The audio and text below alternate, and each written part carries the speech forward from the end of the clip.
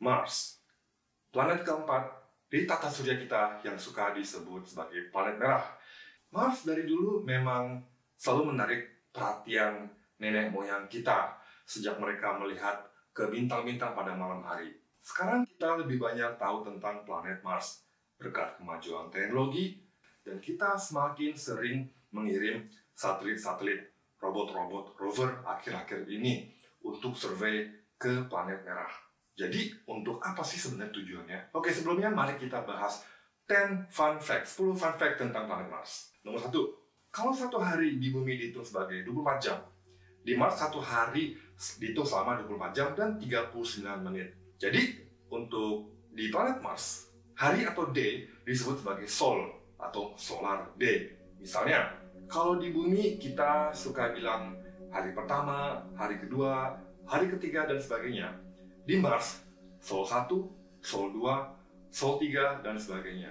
Mars membutuhkan 669,6 sols, yaitu sama dengan 687 hari bumi untuk satu kali menyelesaikan satu putaran mengorbit matahari. Nomor 2, besarnya Mars 1,9 kali lebih kecil daripada bumi. Artinya, gravitasi Mars lebih kecil minus 62% dari bumi. Jika kamu mempunyai berat badan katakanlah 100 kg, di Mars berat kamu hanya 38 kg. Ketiga, permukaan Mars itu sebetulnya bukan merah, tapi multicolor. Dan yang membuat Mars itu menjadi merah dan berdebu banyak karena terjadinya oksidasi atau karatan dari kandungan besi di batu-batu dan tanah permukaan Mars yang sudah berlangsung selama ratusan juta tahun, bahkan lebih. 4. Phase on Mars. Ini terjadi karena fenomena yang sempat heboh, dan seperti biasa muncul teori-teori dan spekulasi tentang adanya alien di dalam masyarakat pada planet Mars. Image yang asli itu diambil oleh wahana Viking 1 pada tanggal 25 Juni 1976 di daerah Sidonia. Ini kita ngomong teknologi tahun 1976 ya, di mana resolusi fotonya masih 250 meter per pixel. Lalu 20 tahun kemudian, karena penasaran untuk membuktikan atau sekalian membantah, diambil lagi foto udara di Sidonia pada tahun 1998 dan sekali lagi pada tahun 2001 oleh satelit yang tentu mereka pakai teknologi kamera terbaru yang lebih tajam resolusinya sampai 14 meter per pixel. Image mirip muka manusia hanya merupakan ilusi optik dari bayangan struktur topologi batu-batuan yang terbentuk secara alami. 5. Kalau jarak antara bumi dan matahari diukur sebagai 1 AU atau 1 astronomical unit, jarak antara matahari dengan planet Mars adalah 1,5 AU. Mars masih terletak hampir di ujung zona hijau, jadi suhunya tidak terlalu ekstrim dingin dan juga tidak terlalu panas banget, masih dalam batas toleransi.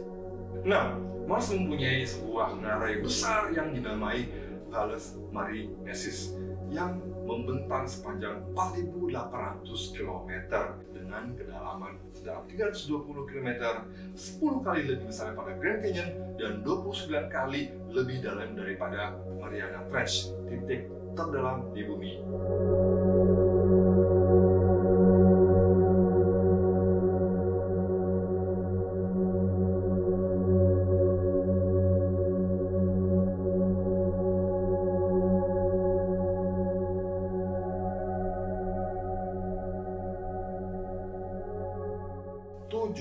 Gunung volcano terbesar di tata surya itu ada di planet Mars, Olympus Mons, 3 kali lebih tinggi daripada Gunung Everest, puncak tertinggi di bumi.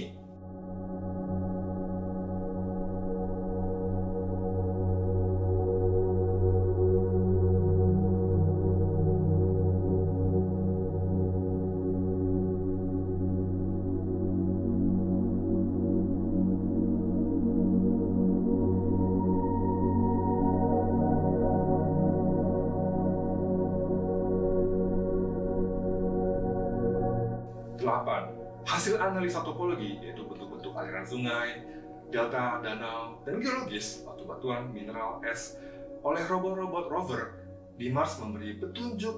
Jadi pada zaman dahulu, Mars memang pernah punya sungai di mana air mengalir, ada jejak-jejak molekul organik dalam tanah, dan memberi petunjuk juga bahwa Mars dulunya pernah mempunyai atmosfer yang lebih tebal, di mana cuacanya lebih hangat. Artinya ada air dalam bentuk cair pada mengalir di sungai. Bahkan planet Mars pernah mengalami banjir yang besar sekitar 3,5 miliar tahun yang lalu. 9. Seperti Bumi, Mars juga mempunyai kutub es. Mars juga ada tilt kemiringan pada sumbu rotasi sebesar 25 derajat yang memberi musim, membuat aktivitas perubahan cuaca. Dengan komposisi terdiri karbon dioksida, nitrogen, dan gas argon. Walaupun tebalnya atmosfer hanya 1% dibanding dengan tebalnya atmosfer Bumi, tapi jangan salah, Mars sering mengalami badai angin yang sampai anginnya berlaju sebesar 200 km per jam, bahkan pernah tercatat rekor sampai 500-600 km per jam. Dan badai anginnya ini bisa berlangsung sampai beberapa sol, sampai ratusan sol. 10. Setiap 26 bulan sekali, ada jendela kesempatan untuk meluncurkan wahana roket ke Mars, di mana posisi Bumi dan Mars ada pada titik yang terdekat, saat yang tepat untuk meluncur, karena waktu perjalanan lebih singkat dan juga lebih hemat biayanya. Dan dengan teknologi roket sekarang ini membutuhkan sekitar 7 bulan untuk sekali pergi. Jadi kemiripan antara Mars dan Bumi lebih dari sekedar kebetulan. Seperti seolah-olah kita tuh ditantang untuk pergi ke sana. Sampai sekarang sudah terhitung ada 49 misi ke Mars, dan sudah ada 9 negara yang ikut mengirim robot-robot rover dan satelit-satelit. Data statistik menunjukkan ada lonjakan minat untuk survei ke Mars, terutama sejak tahun 2000-an. Tidak hanya didominasi oleh Amerika Serikat saja. Sekarang ada beberapa pemain baru seperti Inggris, Uni Eropa, Cina, India, Jepang, dan yang paling nggak nyangka adalah negara Arab, United Arab Emirates, mengirim satelit survei yang baru sampai di Mars pada tanggal 9 Februari 2021.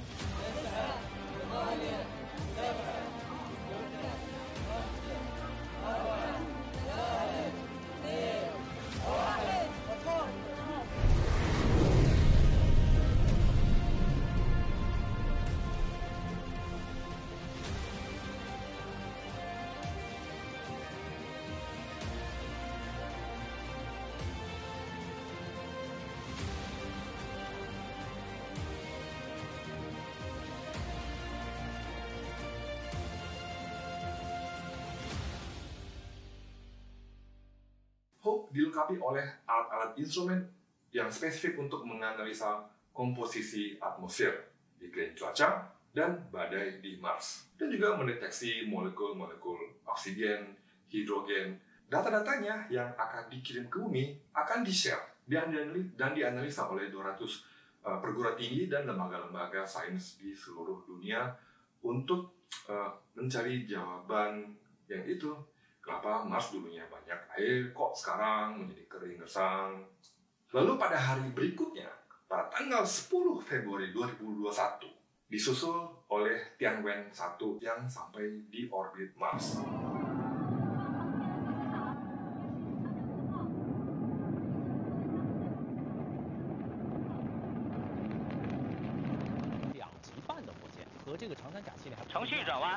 级半是什么概念？2级半，因为我们助推的飞行时间大概只有3分钟，由于设计的这个工作时间达到了这个8分钟，所以说那个飞行正常。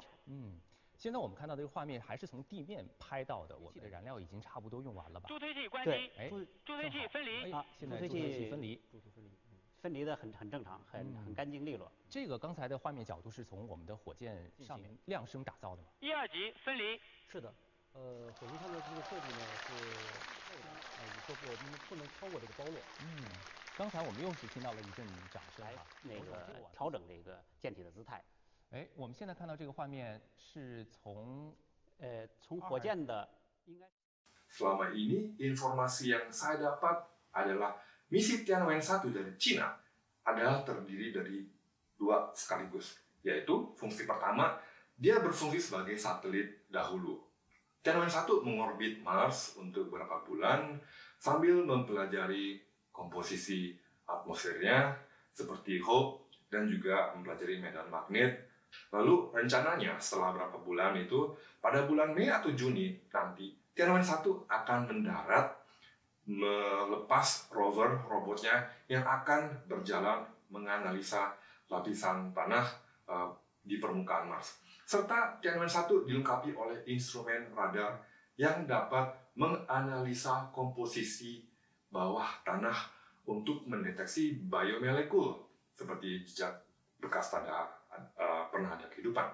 Dan yang terakhir adalah rover Perseverance yang langsung mendarat di permukaan Mars pada tanggal 18 Februari 2021.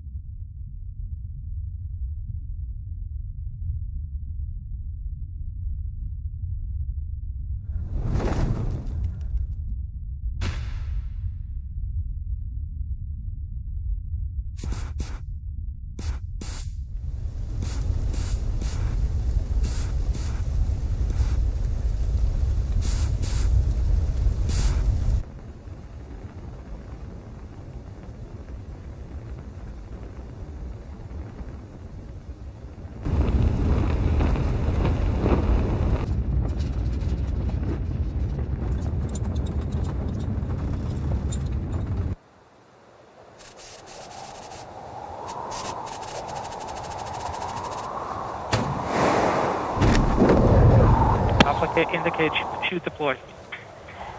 The navigation has confirmed that the parachute has deployed and we are seeing significant deceleration in the velocity. Our current velocity is 440 meters per second at an altitude of about 12 kilometers from the surface of Mars.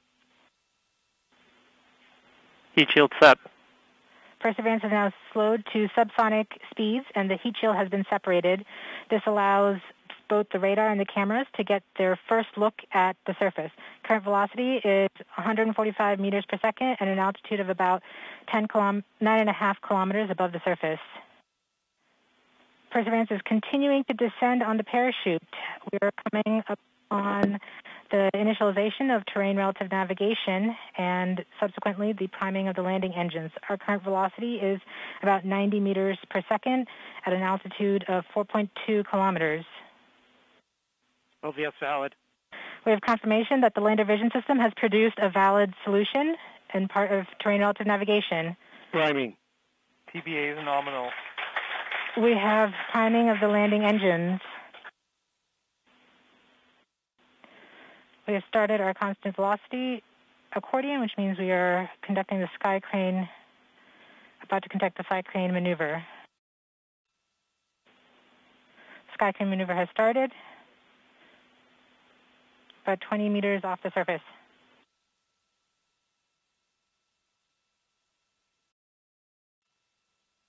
We're getting signals from MRO. Tango Delta. Touchdown confirmed. Perseverance safely on the surface of Mars, ready to begin seeking the signs of past life. Perseverance adalah rover dari NASA yang paling canggih, yang paling terbaru. Dia dilengkapi oleh instrumen-instrumen untuk mendeteksi jejak tanda-tanda kehidupan di sampel tanah dan batu-batuan di Mars. Dia dilengkapi juga oleh sistem navigasi autopilot dan radar yang mampu mendarat sendiri, mendeteksi lokasi yang berbahaya dan memetakan permukaan Mars yang lebih efisien. Karena rover ini juga dilengkapi oleh sebuah mini helikopter kecil yang dinamakan Ingenuity. Ingenuity, dia dapat meluncur sesuai dengan instruksi yang direncanakan atau secara otomatis untuk survei lebih detail memetakan rute perjalanan nanti.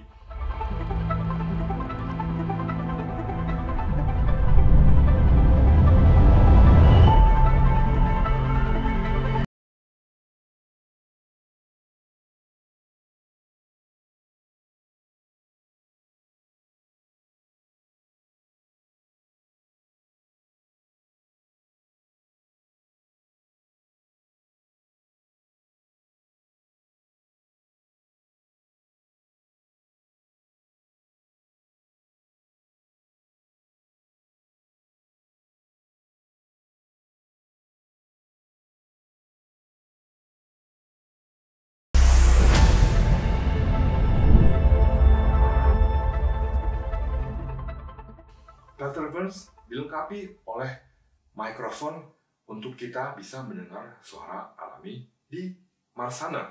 Nggak hanya sekedar foto dan video juga, kali ini ada sampel audionya.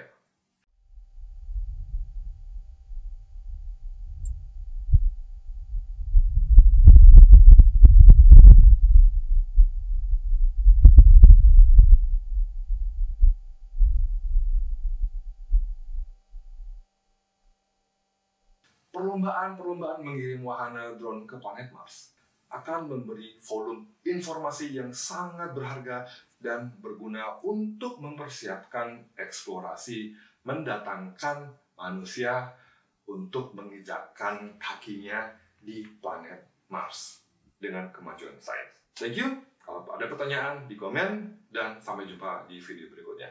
Bye bye.